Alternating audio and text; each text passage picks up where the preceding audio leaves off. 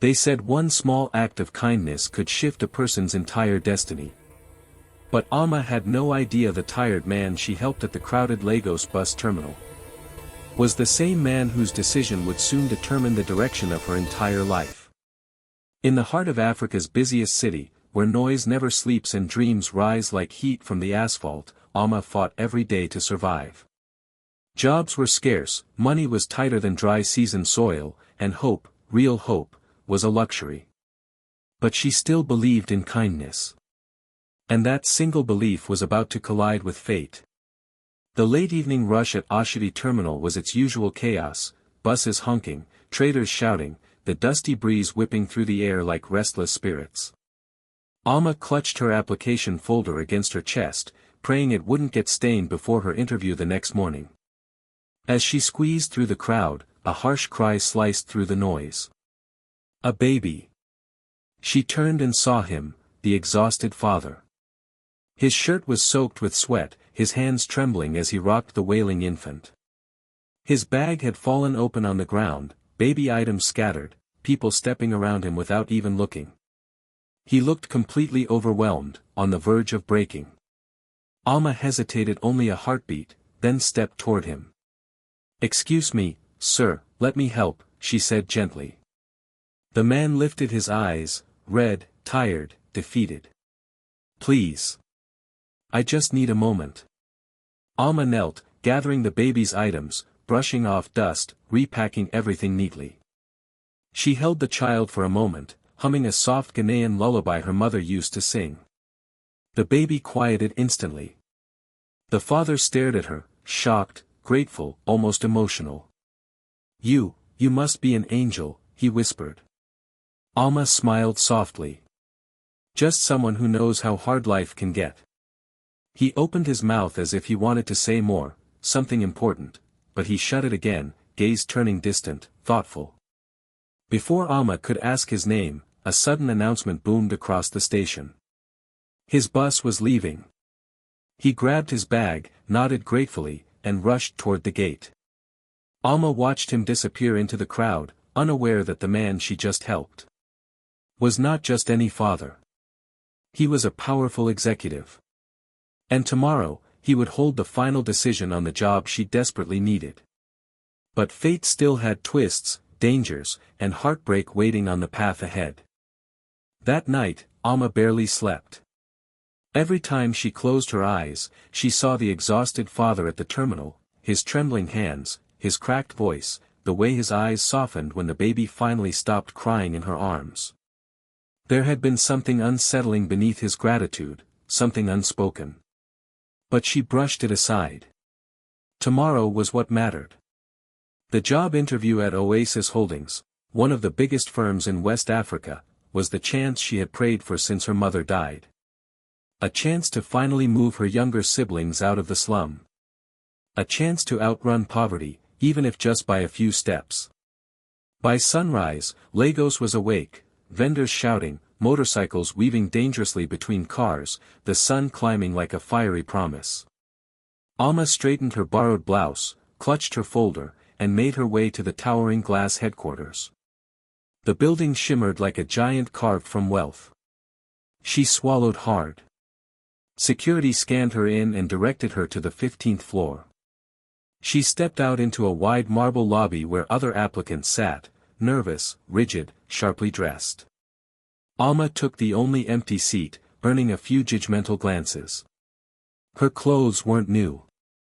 Her shoes were worn. But her determination was sharper than any of theirs. Minutes crawled by. A woman with a tablet stepped into the lobby. "All applicants, follow me." They were led down a long hallway lined with portraits of the company's top executives, men and women dressed elegantly, each face exuding power. One portrait made Alma stop mid-step. The eyes. So familiar. Her breath caught in her throat. The man in the portrait, confident, well-groomed, powerful, had the same eyes as the exhausted father from the terminal. But polished. Rested. Hidden behind success instead of fatigue. Same shape. Same depth. Same sadness buried in them. Her chest tightened. No, it couldn't be. The man she helped looked nothing like this executive, this wealthy, influential figure. The father from the terminal had been worn down by life. Desperate. Vulnerable. Yet. The resemblance was too strong for coincidence. She stared so long that the woman with the tablet had to call her twice. Miss Alma? You're falling behind. Sorry, Ma, Alma muttered, hurrying down the hall, but her mind refused to settle. Was it him? Why was he at the terminal dressed like a struggling father? Why didn't he say anything? And the baby, what about the baby? Her thoughts tangled as they entered the conference room. Rows of chairs. A long table. Interviewers waiting. But there was one empty seat at the head of the table. The one meant for the chief executive officer. Alma's stomach churned. The interview begins. After a brief introduction, each applicant was called to answer questions. Alma listened as others spoke flawlessly, graduates of prestigious schools, people with connections and polished accents. Her hands grew clammy. Then her name was called. She stood, heart pounding so loud she thought everyone could hear it. One of the interviewers, a stern woman with glasses, adjusted her files. Miss Alma, your application says you handled multiple responsibilities after the loss of your parents. Yes, Alma replied quietly. And you're the eldest? Yes, Ma. Yet you completed training in accounting and office management? Yes, Ma. Despite financial hardship? She nodded, throat tight. There was a shift in the room, mild interest. Tell us, another interviewer asked, what motivates you? Alma took a breath. My siblings, she began, voice trembling. I want them to grow up with more than struggle. My mother always told me, kindness is never wasted. One day, it will return to you. I believe that. The room grew still. Something in her honesty stirred them. Even the strict woman lowered her pen slightly. Before they could continue, the door opened. Footsteps entered, measured, commanding. Alma didn't need to raise her head. She felt his presence like a shift in the air. She forced herself to look. And her heart nearly stopped. It was him. The father from the terminal. But now, in a tailored suit, freshly shaved, eyes clear as the morning sky. No exhaustion. No shadows under his eyes. No hint of the man who had been trembling the day before. He walked with quiet power, carrying a presence that filled the entire room. The interviewers stood respectfully. Good morning, Mr. Kuro. Welcome, sir. Shall we proceed, sir? He nodded and took his seat at the head of the table. Alma's pulse raced so violently she felt lightheaded. Kuro Mensa. The youngest executive in Oasis Holdings. A man rumored to have built an empire from nothing, rising from the streets of Accra to controlling one of the continent's largest investment firms. Why, had he been at the terminal yesterday? With a crying baby? Dressed like someone who could barely afford transport. And why had he said nothing? Her mind spiraled. Until he lifted his gaze and saw her. For the smallest moment, his expression faltered, recognition, shock, something deeper flashing in his eyes. Then he controlled it, face returning to calm leadership. But Alma felt her stomach twist. He remembered her. He remembered everything. Unanswered questions. The interview resumed. Questions were asked. Scores written. Opinions exchanged. But Alma couldn't focus. Her eyes drifted to Mr. Kuro again and again. His posture. His silence. The way he kept glancing subtly in her direction, as if trying to decide whether to speak or stay hidden behind his status. What was he hiding? Why pretend to be someone else? And the baby, whose child was it? Every possibility felt wrong. Every explanation felt too small for the weight in his eyes. The interview ended. Applicants were dismissed with a promise that results would be announced within a week. Alma stepped out, her legs barely holding her up. As she reached the elevator, a voice called out. "Miss Alma." Her blood froze. She turned slowly. Mr. Kuro stood at the end of the hallway, expression unreadable. For a moment, the world around them dissolved, the office noise fading, the fluorescent lights dimming, the tension thickening like harmattan dust. "I need to speak with you," he said quietly. "Privately." His tone wasn't commanding like a CEO. It was heavy. Almost pleading. Alma's breath wavered. "Sir," she whispered, "why were you dressed like that? At the terminal?" A shadow crossed his face. "There are things you don't understand," he murmured. "Things I wish I could hide, but can't anymore."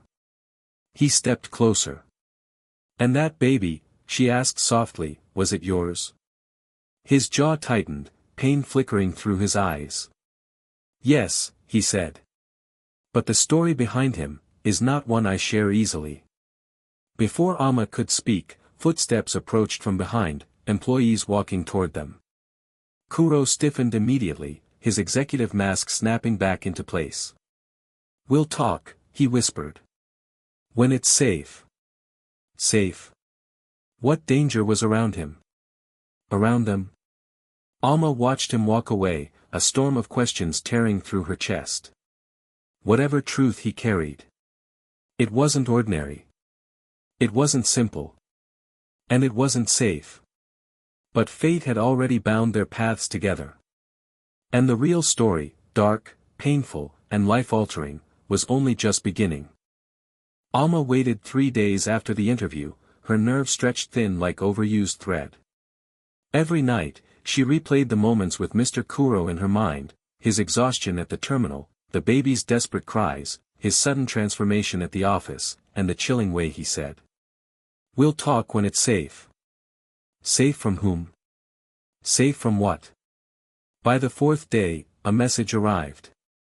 Report to Oasis Holdings. CEO's office. Urgent. Her heart nearly burst from her chest. The elevator ride to the top floor felt like a journey into another world. When the doors opened, Alma stepped into a quiet hallway lined with floor-to-ceiling windows overlooking Lagos. The sky was gray, storm clouds spreading like warnings. A secretary guided her in. Mr. Kuro stood with his back to her, staring out at the skyline. But he wasn't alone. A baby carrier sat on the table beside him. The child. Quiet. Asleep. Alma's breath caught. He turned slowly. "I owe you the truth," he said. Silence blanketed the room. He gestured for her to sit. "My real name is Kuro Mensa, but not many know my past. Before all this," he motioned to the office around him, "I lived in a village outside Accra. Very poor. My mother died young. It was just me and my elder brother, Kojo." He paused, jaw tightening. Kojo was brilliant. But he got involved with dangerous people. He started doing illegal business, money laundering. I begged him to stop. He refused. Alma listened, heart pounding. One day, he disappeared, and left me with his newborn son. He motioned toward the sleeping baby. "Cain." Alma's eyes widened. "I raised him in secret, trying to protect him from my brother's enemies. But recently, Kojo returned." His voice trembled. "And he demanded I hand over the baby. He claimed Cain was his only leverage now." Alma felt cold creep down her spine. "He threatened to destroy everything, my company, my people, my life, if I didn't comply. That day at the terminal, I dressed down to meet one of Kojo's men. He wanted proof I still had the baby." He swallowed. "But when the baby cried and I couldn't calm him, I broke. I'm a CEO, Alma, but that day, I felt like nothing. Just a man who might lose the only family he has left. Alma's eyes softened. And that's when I walked in. He nodded slowly. You saved me. Not just from embarrassment. You reminded me that kindness still exists. His voice cracked. I don't get that often. Alma felt her chest tighten. But I didn't tell you the truth, he continued. Because if Kojo learned your name, your face, he would use you to get to me. And I couldn't allow that. Thunder rumbled outside, as if the sky itself were listening. Suddenly, the door burst open. 2 security guards stumbled in, shoved violently aside. Behind them stood a tall man with cold, fiery eyes. Kojo. Alma's breath froze. Kuro sprang to his feet. Kojo, don't do this. Kojo's laugh was low, dangerous. So this is the girl. The one you were protecting. His gaze slid to Alma like a blade. She looks useful. Alma flinched. Kuro stepped forward. If you touch her, I swear. Oh, relax, little brother, Kojo sneered. I'm only here for what is mine. He pointed at the child. Cain. Fear stabbed Alma's heart. Kuro shifted, blocking Kojo's path. He is not a bargaining chip. He's a child. Kojo's jaw clenched. Move. When Kuro refused, Kojo reached into his coat. Alma's scream caught in her throat. But instead of a weapon, Kojo pulled out a USB drive, tossing it onto the table. This contains every document, every transaction, every secret of my past life. Everything the authorities would need to bury me forever. Alma's brow tightened. Why give this up? Kojo's eyes flickered, pain hidden beneath years of bitterness. Because Cain deserves better than me, he said quietly. I came to take him, but when I saw you two here, his voice broke slightly. I realized I would only destroy his life. He took one last look at the baby, soft, tender, heartbreaking. Then stepped back. Raise him well, Kuro. Be the father I couldn't. His gaze met Alma's. And thank you for saving my brother. You showed him the kind of world I never believed in. Then he turned and walked out, security rushing after him, but he didn't fight. He let himself be taken. Alma's heart thudded, shocked, shaken, moved beyond words. Hours later, after the police finished their statements, Kuro sat across from Alma, looking exhausted, but freed. You didn't have to be here, he said softly. Alma shook her head. You needed someone. People need people, sir. For the first time, he smiled, truly smiled. I want to offer you the job. Not because you helped me. But because I watched you today. Your strength, your courage. Alma, we need people like you in this company. Tears stung her eyes. Thank you, sir. He extended his hand. Welcome to Oasis Holdings. Alma exhaled shakily, relief washing through her like rain after drought. As she turned to leave, he added. And Alma, my mother used to say something. Kindness builds bridges that power never can. Today proved she was right. Alma paused at the door and looked back at him, the man who had shown her how fragile even the powerful could be. And my mother used to say, she whispered, that kindness always finds its way home. Kuro nodded slowly. She was right too. The baby stirred softly in his carrier. The storm outside passed. And Alma stepped into a future brighter than anything she had ever imagined.